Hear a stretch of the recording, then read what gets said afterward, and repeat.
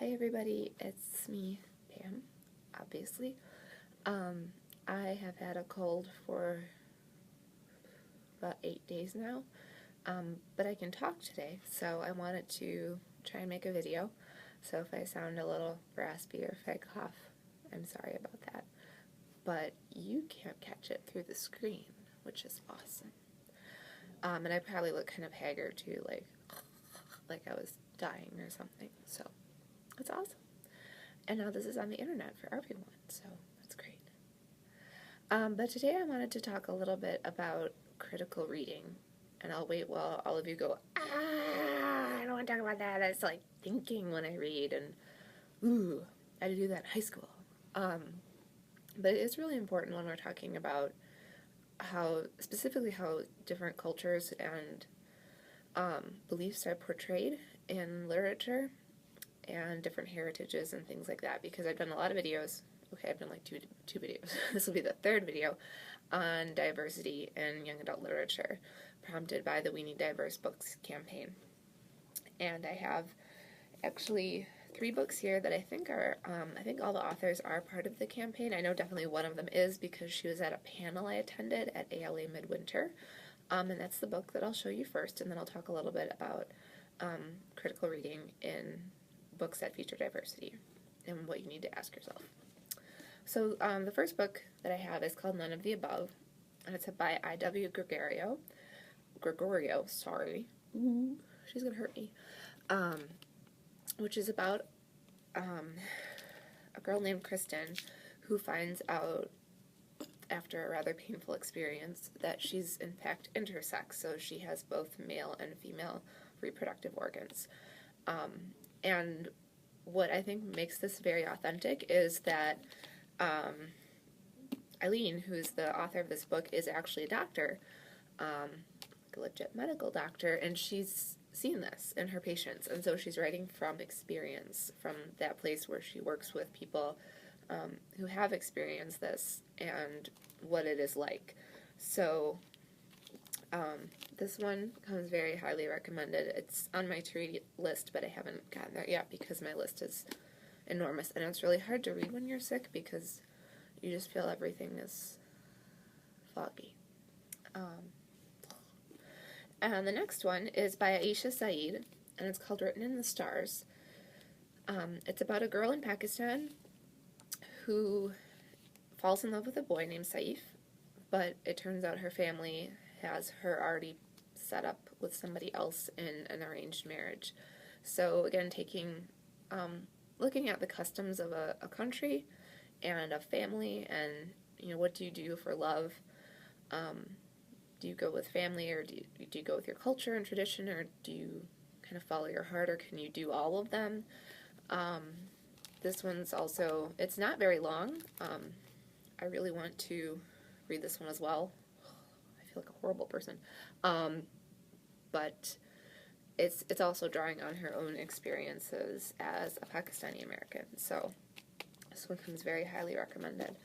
The last one prompted a little bit of discussion on the internet, because of course everybody's yelling about everything on the internet because the internet, is My Heart and Other Black Holes by Jasmine Morga.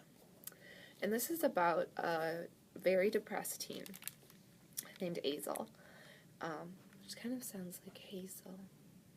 I just thought of that, but anyway, named Azel, who is extremely depressed and thinks that the only thing that's left for her is to die, so she wants to commit suicide. And what she does is she goes online and finds a website called Suicide Partners, and she meets a boy who is also very, very depressed, and they both kind of pledge to commit suicide together. Now, if that's triggering for you at all, that's your choice. Like, make the choice to step away from that book. But it's a very powerful exploration of depression and how you can't just snap out of it, and how we treat depression and mental illness in our society. It is so stigmatized.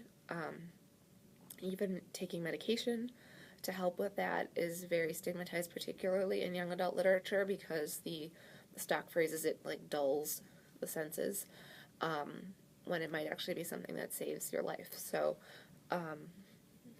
I've heard really amazing things about this as well. I know some people didn't love the love story. Oh, look at that joke. But still, I mean, just for an exploration of what it's like to be a teenager and be depressed, and maybe be able to work through it. This one, definitely. And then I wanted to highlight 2 books that have gotten good critical reviews, but that when I was reading them, I felt uncomfortable with. And that's okay. Like, I just want to tell you, if you're reading something and you think, that's offensive to me, or that's offensive to, I don't know, a particular group of people, that makes me uncomfortable, then say something about it, because nobody will ever learn to change how they write, or be forced to change how things are written if we don't talk about why things hurt. So both of these books deal specifically with stereotyping Native Americans, and treating Native Americans as one culture, which is completely not true.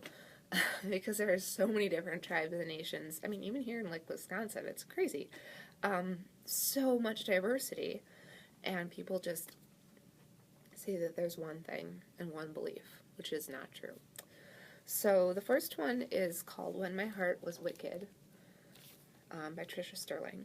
It's set in Sacramento, and I found it to be kind of an odd book anyway, but if you like magical realism, you might enjoy it. The main character is very into healing with herbs and kind of making teas and things like that to heal people.